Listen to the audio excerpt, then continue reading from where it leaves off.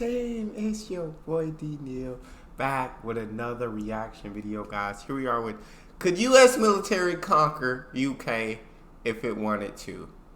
With as much money as the U.S. spends on military, with making it the #1 priority, it seems like, the U.S. military better be able to conquer any country if need be.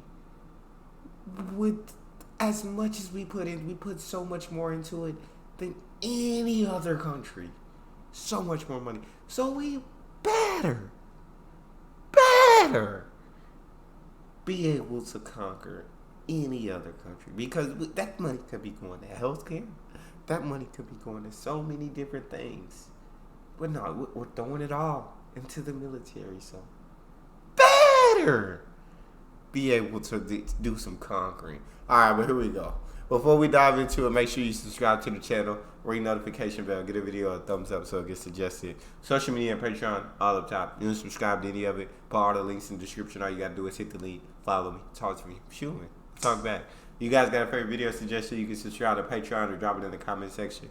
What we got? We all know US and UK are close allies, and that US armed might is far greater than that of UK. But just for argument's sake, and to learn what sort of limitations waging warfare across the ocean implies, this video will explore US invading the United Kingdom. So, with just the airplanes and ships left to count on, is an invasion over the Atlantic viable? That's a good question. Добро пожаловать в штаб-квартире Бинков. Welcome to Binkov's HQ. You know, not many managed to invade Britain. Ones that did were the Vikings. And if you like Vikings, War of Clans might be the browser game you're looking for. Did you know that people playing Vikings today are more numerous than... I'm gonna skip the sponsor, guys. It looks like it starts at about right here. Quick start. Play now and live, build and fight like a Viking. And now, could US military successfully invade UK if it wanted to? Some rules will apply. US gets no overseas bases and all other countries are impassable. Distance from US to UK mainland is pretty big, especially when reaching London. Before trying to land any troops, the seas must first be clear of British ships, and Royal Air Force must be suppressed. US has a massive advantage when it comes to naval assets. Basically, all of its assets are made for oceans and could operate near UK if needed. While the Americans would need to sail to and from Britain, taking weeks away from their actual presence, US Navy could pretty much do whatever it pleases near the UK. It's interesting to point out that most of US ships do not carry anti-ship missiles. US Navy prefers to use their carriers for such missions. British Royal Navy is to go down a similar route. Their Harpoon missiles are old and set to be retired soon. Not all ships have them. Only a minor part of the British fleet has modern air defense systems. Basically, the sea war would be fought above the sea and under it, but the British lack anti-ship missiles for its aircraft. Furthermore, British Tornado aircraft ceased to train for the anti-ship missions almost 2 decades ago. Basically, if UK had to try and do air raids against US fleet, it would be down to 2 weapons: laser-guided bombs and short-range tactical missiles. Brimstone in particular might be the weapon of choice. While its warhead is tiny, Brimstone 2 has a decent range. Still, against dozens of potent destroyers designed to deal with many anti-ship missiles at once, it's unlikely UK could do much. British best bet would be their submarines. They're fairly modern. Theoretically, the British could use their ballistic missile subs as attack subs as well, and speed up the entry into service of another astute sub, while keeping one Trafalgar running a bit longer, rummaging for retired sailors to crew it. Still, the British would be far outnumbered. US submarine fleet dwarfs theirs, given a bit less time. To God, looking at those numbers, I'm like, sheesh. Yeah, we got a lot of, I guess, sea. We got a big advantage in the ocean. That's how I say it. We got a big. Looking at the numbers, the U.S. would have a giant advantage in the ocean. My God, yes. a giant one. outnumbered. US submarine fleet dwarfs theirs. Given a bit less time on station and British home advantage when it comes to resupply, the balance of power may not be quite 6-1. Still, it's no question the British subs would get hunted down within months. Aerial anti-submarine platforms would also play a large role. And while the British could use all their assets, even just the deploy aerial anti-sub? Oh my gosh! I didn't even know it was all. There was all of that. But yeah, numbers again in America is just a large role. And while the British could use all their assets, even just the deployable portion of US assets would be enough to force the British subs into hiding. Furthermore, US carrier-based air power would make it hard for British anti-sub helicopters to operate.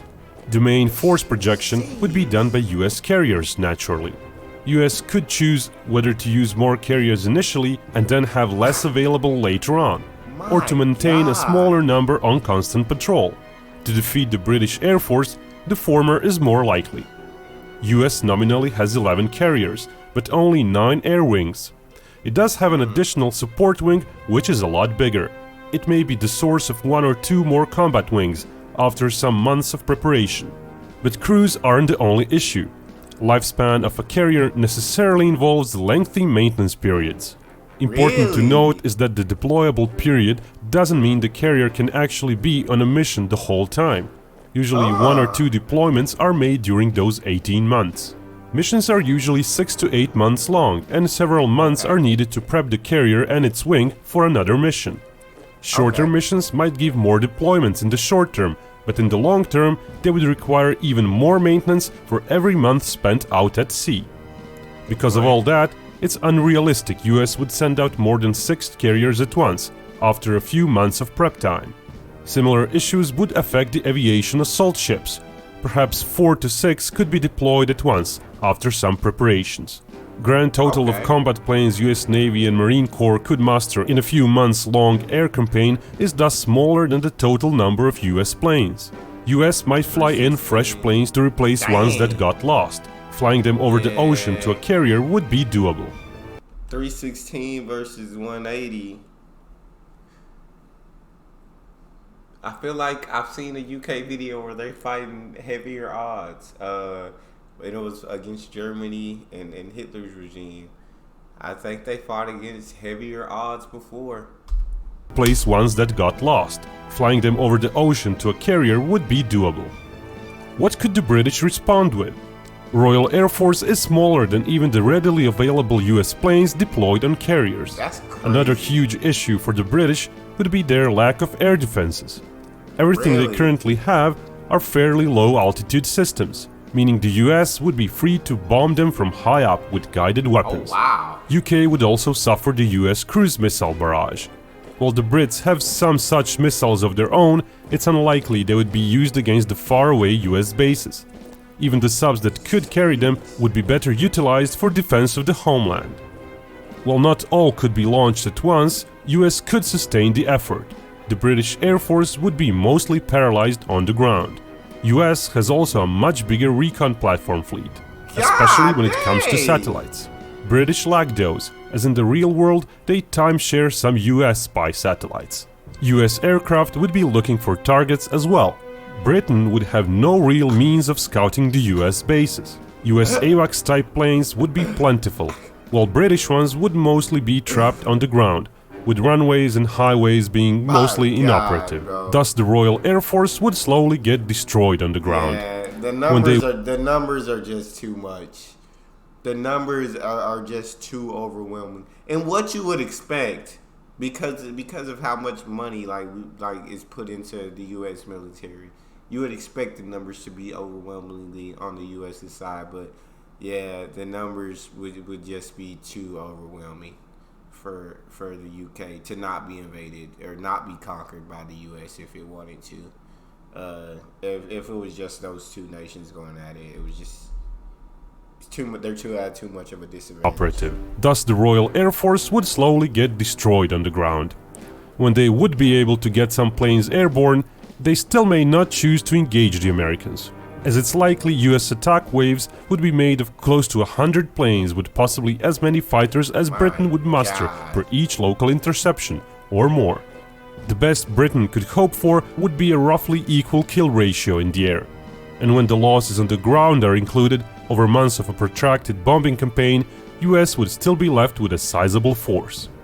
All this didn't even include the US Air Force. While the scenario requires it to use the bases inside the US, Britain could be reached. At first, bombers would be deploying cruise missiles, but later on they would be likely used for bombing missions.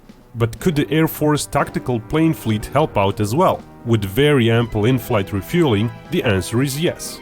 US operates the world's biggest air tanker fleet. The Hercules-based tankers, however, are too small and would use most of the fuel just to get near Britain. Still, the remainder of the fleet has a substantial fuel offload capacity, and tankers could refuel each other. Such ops may sound complex, but compared to what the British did in Falklands War, they're fairly basic. The British used a dozen tankers to refuel themselves repeatedly, keeping the bomber refueled throughout all of the route. While all of the tanker fleet would not be available due to maintenance, the rest could still offload significant fuel loads just outside Britain if needed. With several refuelings per plane, US Air Force could still expect to have around 400 combat planes in action practically every day. The British would really have no chance in the air. Within months, the US would have complete control of the air. And thus the second phase of the invasion might commence. By that time, British ships would be mostly dead, even if they hugged the shores and just aided in the air defenses. British submarines might hold out a bit longer, if not being used to actively hunt down US ships. But even if British subs managed to kill 2 US vessels for each of their own, final result would be the end of the Royal Navy. So at around 6 months or so into the war, the landings would be mostly unopposed, except for the Royal Army defending the shores. 6 months would be enough for US to assemble pretty much all of their active and reserve assets. In addition to landing ships, US could count on numerous cargo assets of its Sealift Command and Reserve Fleet in case a port is secured. US Airborne could also help, with the numbers shown probably growing with newly trained paratroopers. Getting additional heavier equipment for them, however, would not be likely, given the time limit. US transport plane fleet is pretty big, and should be able to drop all the airborne troops within days. US could be looking at close to 30,000 troops during the first day, and close to 20,000 more the day after. Subsequent days would see fewer and fewer troops being added, and more supplies being brought in. The British would enjoy more soldiers than shown before. The reserve mentioned covers only the soldiers receiving some training periodically, and soldiers for whom some heavy equipment is stored. In an event of a total war, Britain would be using those 6 months to mobilize as many soldiers as possible. While they would be equipped with basically just rifles, and while their training would be less than adequate, they would still boost the overall numbers several times. Yet all those soldiers may not be enough, as UK has a problem of geography. Its landmass is just too large. Its coastline is very long. Even when taking just the western part of its coastline into account, the area to be defended is huge. And what about the islands? Perfect for US to take and entrench themselves at, before launching further landings from them. Most of those areas are sufficiently far away from the mainland that British artillery would not be much of a factor. And what about Northern Ireland? There are just too many places for US to concentrate its assault on. The British would not be able to move their forces around easily and protect those islands or the Northern Ireland. So the islands would fall one by one. Then either Northern Ireland would be taken or part of Great Britain would fall. Hard to traverse overland Scotland would be an obvious choice, though that would also slow down US breakthrough as well later on. Cornwall or Devon are also decent picks, as British defenders lack room to swoop down on the US beachhead from all directions, though such areas would likely be more heavily populated by British military to begin with. Once the US manages to secure ports and airfields and brings in US Army reinforcements, it would be basically game over for the British. US would build up its helicopter force on the areas it has taken, which is considerable. While the British have a fleet of their own to help quickly distribute its forces where needed, their numbers are small. Both sides would of course be losing many helicopters. US to British low-level air defenses and British to US fighter cover, which would continuously be flying over the important areas. The British would have only a small part of shown inventory of heavy weapons present at any one point the US attacks. While US would also not be disembarking thousands of its Abrams tanks or 10,000 of other heavy combat vehicles, the overwhelming fire support coming from various directions would more than make up for it. It's literally just so freaking much, bro. Like, my God. Fire support coming from various directions would more than make up for it. Fire support from the ships may come in form of MLR units firing from the ships rather than actual gun barrage. US ships still lack long-range gun rounds. Attack helicopters are another way of concentrating force in one area quickly, but again the British are far outmatched, even if just half of US numbers are present. The issue for the Americans would be time. As the scenario asks what can be achieved within 1 year, US would be under pressure to progress from their multiple beachheads. Northern Ireland is likely to fall within the 1-year time limit, but only minor parts of the Great Britain would be overrun by the Americans during the same time period. The British would put up a hell of a fight. Ground troop loss ratio would favor the British somewhat, but when Air Force and Navy losses are added in, where Britain would suffer more heavily, the US would come out fine. With added large chunks of conquered territory, the US could call itself a victor. Big thanks goes to all my patrons on Patreon. Without you, we wouldn't be able to make as many videos. Do subscribe if you like my content, and if you want to be notified about new videos, don't forget to click that bell button. And remember, Binkov may talk about hypothetical wars, but only real peace can bring us all together. Facts. Yeah, and like I said in the beginning of the video, just with the amount that we spend on military, which is crazy, we better be able to conquer whatever country, especially if it's like country versus country and it's not like a war with a lot of other countries involved. We better for dang sure be able to conquer any country with all that money. But that's all we got for this one. You guys got a favorite video suggestion, you can subscribe to Patreon or drop it in the comment section. Subscribe to the channel, ring the notification bell, give the video a thumbs up so it gets suggested. Social media, Patreon, all up top. You can subscribe to any of it. Put all the links in the description. All you gotta do is hit the link, follow me, talk to me. Love talking to you guys. You guys are the most incredible team on YouTube. It's your boy Neal. Out.